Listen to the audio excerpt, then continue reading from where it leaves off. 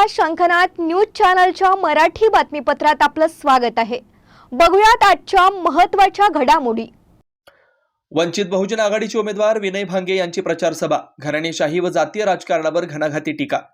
वंचित बहुजन आघाडीचे अधिकृत उमेदवार विनय भांगे यांनी दक्षिण पश्चिम नागपूर विधानसभेतील रामबाग येथे आयोजित प्रचार सभेत घराणेशाही आणि जातीय राजकारणावर तीव्र टीका केली। गेल्या 75 वर्षापासून देशात घराणेशाहीचं साम्राज्य बळावतंय। सर्व राजकीय पक्षांनी हीच परंपरा चालू ठेवली आहे, परंतु वंचित बहुजन आघाडी हा एकमेव अपवाद आहे ज्यानं नवीन नेतृत्वाला संधी दिली आहे। माननीय ॲडव्होकेट बाळासाहेब आंबेडकर यांनी मला उमेदवारी देऊन वंचित बहुजन समाजाला पुढे नेण्याचं कार्य सुरू ठेवलंय, असं भांगे यांनी आपल्या भाषणात ठामपणे सांगितलंय। त्यांनी काँग्रेसवर हल्ला चढवत म्हटलंय, राहुल गांधी यांनी लोकसभेच्या निवडणूक प्रचारात संविधान बचाव असा नारा दिला। सगळीकडे संविधानाची लाल प्रत घेऊन ते फिरतात, परंतु परदेशात जाऊन आरक्षण संपवण्याची भाषा करतात। त्यांचा हा खरा चेहरा आहे, ते केवळ वंचित बहुजन समाजाला मतांसाठी वापरतात। काँग्रेसचे नेते मधुसूदन मिस्त्री यांनी आंबेडकर या नावाची काँग्रेसला गरज नाही असं विधान करून विश्वरत्न डॉक्टर बाबासाहेबांचा अपमान केला।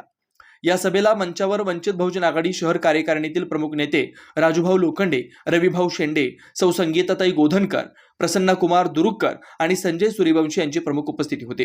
त्याचप्रमाणे वंचित बहुजन आघाडीचे कार्यकर्ते व बहुजन समाजातील नागरिक मोठ्या संख्येने उपस्थित होते।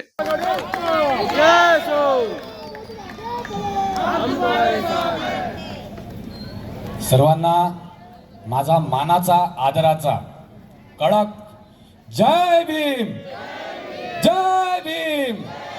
वंचित बहुजन आघाडीचा, वंचित बहुजन आघाडीचा, बाळासाहेब आंबेडकरांचा, बाळासाहेब आंबेडकरांचा। उपस्थित सर्व माझे भाऊ बंधूंनो आणि माता भगिनींनो, मी विनय पुरुषोत्तम भांगे दक्षिण पश्चिम मतदारसंघातून वंचित बहुजन आघाडीचा अधिकृत उमेदवार म्हणून हा लढा लढतो आहे। हा फक्त निवडणूक नाही, तर हा आपला लढा आहे, हे सर्वात अगोदर सगळ्यांनी लक्षात घ्या। आणि सर्वांनी मी विनंती करतो, काही महत्त्वाचे मुद्दे आहेत या लढाईचे, याच्यावर मी प्रकाश टाकायला इच्छुक आहे आणि त्यासाठी सगळ्यांनी हे ऐकून घ्यावे, थोडं शांत राहावे आणि ऐकून घ्यावे, समजून घ्यावे विनंती करतो। सर्वप्रथम मित्रांनो, भारत देशात मागील 75 वर्ष, किती 75 वर्षापासून घराणेशाही चालली आहे की नाही? अरे आजोबा खासदार, बाबा आमदार आणि दादा नगरसेवक, मग इतर लोकांना मौका कधी भेटणार? बरोबर आहे। इतर कार्यकर्त्याचं तर फक्त आता सगळ्यांना कार्यकर्ता समजत घेतो। आता तुम्ही बघा, घराणेशाहीच्या राजकारणात मी एक उदाहरण द्यायला इच्छुक आहे। सुनील केदार साहेब लढू नाही शकले, तर त्यांनी आपली तिकीट उमेदवारी कोणाला दिली? त्यांच्या पत्नीला, बायकोला दिली। अनिल देशमुख साहेबांनी आता जेल गेले, तर त्यांनी आपले चिरंजीव सलील दादा देशमुख यांना उमेदवारी दिली।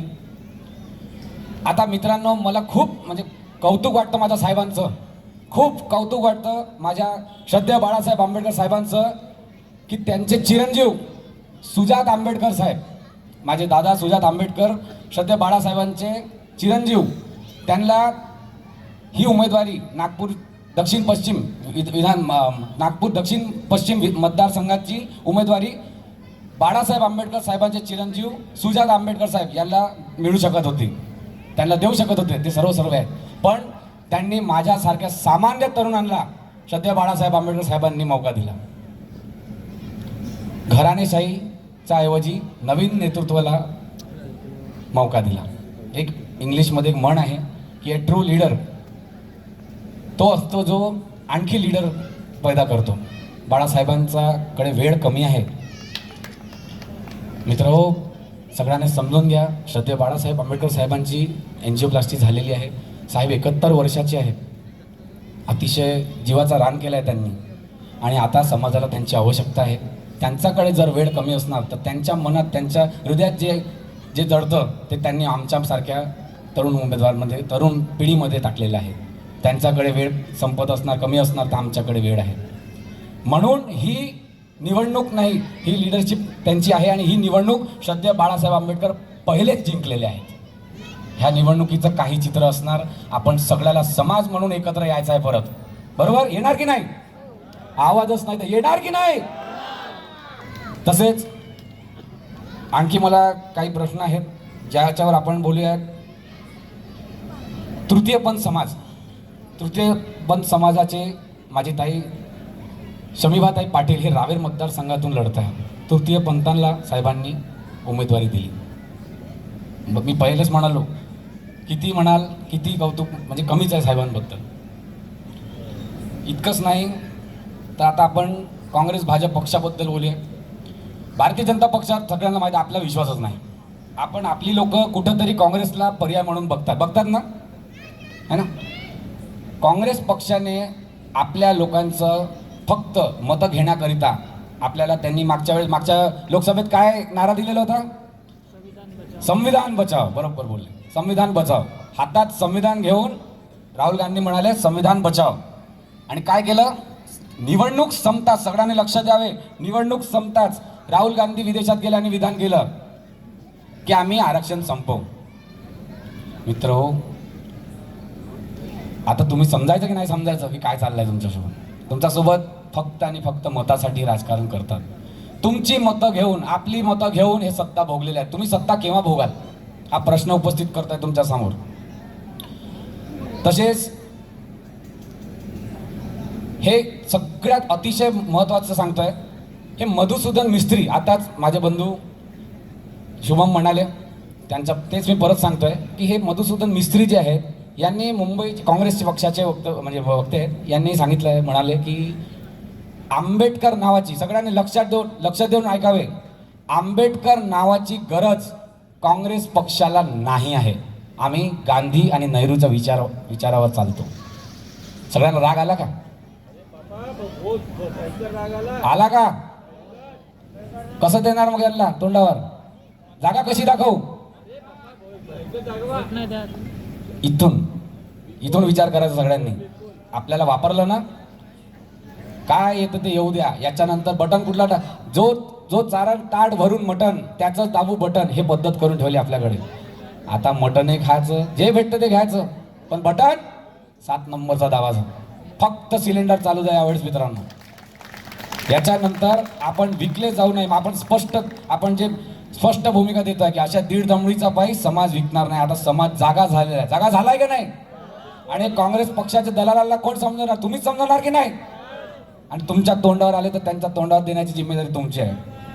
शेवटचं सांगतो, कालच्या दिवशी राहुल गांधी इथं परत आले आणि आपली पवित्र दीक्षाभूमी इथे गेले आणि तिकडे त्यांनी कोरे संविधान वाटप केले. बरोबर? हे भारतीय जनता पक्ष, आता हे खूप मोठं तुम्ही समजून घ्या.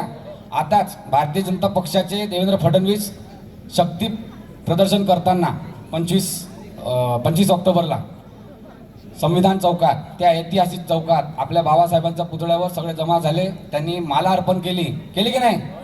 आणि माला अर्पण करताच जय श्रीरामचे गाणे, जय श्रीरामचे नारे घेतले.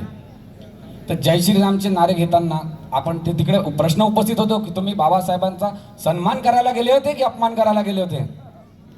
तर याचा उत्तर तुम्ही बदला कसा घेणार?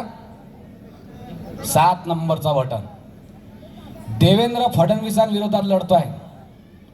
देवेंद्र फडणवीसांना मी माझा समाज एकत्र करायला निघालो आणि जर माझा समाज एकत्र झाला, इकडे आपण एकूण 98,000 लोक राहतो. किती? देवेंद्र फडणवीस 1,09,000 मताने निवडून आले.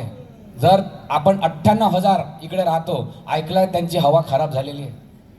आपण जर पुन्हा भेटूयात नवीन बातमीपत्रासह. तोवर नमस्कार.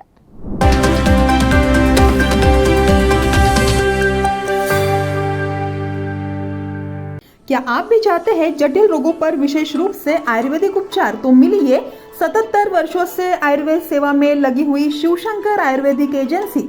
अनुभवी वैद्य डॉक्टर, सभी प्रसिद्ध कंपनियों की दवाइयाँ और सभी प्रकार की जड़ी बूटियों और रोग प्रतिकारक शक्ति बढ़ाने के लिए कई प्रकार की दवाइयाँ प्राप्त करने का एकमात्र विश्वसनीय स्थान. हमारे यहाँ सभी प्रतिष्ठित कंपनियों की दवाइयाँ उपलब्ध है. समय सुबह 10 बजे से रात 9 बजे तक. तो फिर इंतजार किस बात का? महाजन मार्केट के पास, टेम्पल बाजार रोड, सीताबर्डी, नागपुर। 8605245080 911207900।